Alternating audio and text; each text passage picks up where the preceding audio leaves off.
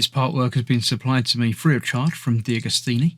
If you'd like to build along, pop along to DeAgostini.com where you can order one for your very own. They also have several other part work build-up models that you can build for everything from cars to boats and everything in between. So I'd like to thank them very much for giving me the opportunity to build this so you can all watch and see exactly how it all goes together.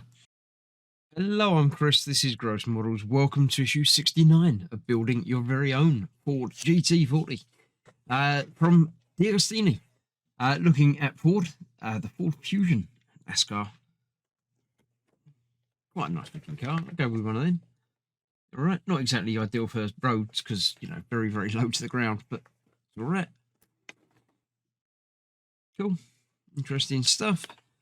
So this time we are fitting the left rear tyre to the bit that we were playing with last time. I have the tyre in water, even as we speak, in boiling water to soften it, make it malleable and pushable and poppable onto the frame, which I shall do momentarily. There's some more information about tyres.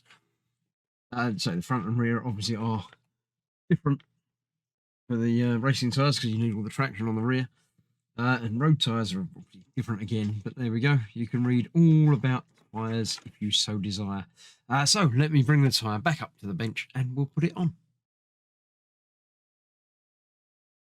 So here we have it in the very careful boiling water. We've got this, which I've pushed together better than last time. It's still got a slight seam, but that's as good as I can get it. So we've got that. Obviously, we've got the inside and the outside. The outside is the bit that's going to have the yellow writing on it. Let me get this out of the water, being careful not to scald myself because it's still very, very hot. Try and shake off as much water as we can.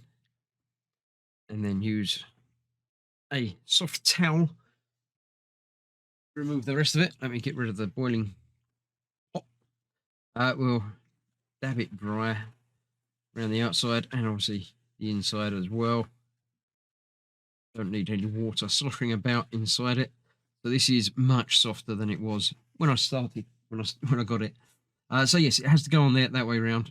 So either side doesn't really make any difference. It's just a case of pushing it in sort of halfway. And actually, I'm going to go from the other side because I don't want to damage this rim. So I'm going to go in from that side. They seem to be about the same thickness, so it doesn't really matter. If I remember, this is a case of pushing and pulling. So you've got to push the rim bit outside while you're pushing the whole thing inside, sort of rolling it and wrapping it a little bit while you're doing it.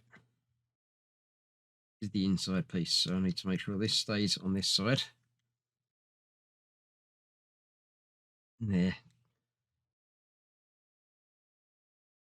like that, a bit like that,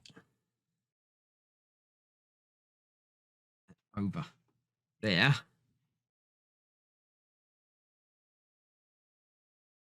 It's getting there. It's getting there. There we go. That popped over that side. So that's the hardest bit, I think. Must be. Then we need to make sure that bit goes on the inside of that. The outside of that bit. Come a bit further down. There we go. So that's the outside almost there. And that's almost popped in place already. There you have it. We have another wheel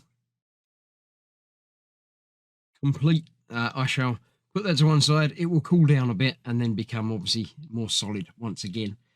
But that is another issue done. I shall see you very soon for the next part where I think we're going to be fitting this to the... Oh, we're going to be doing the inside, the brake caliper bits and things on the inside of it. So, yeah, I shall see you very shortly for that. Thanks for watching. Stay safe. I'll see you soon. Bye-bye for now.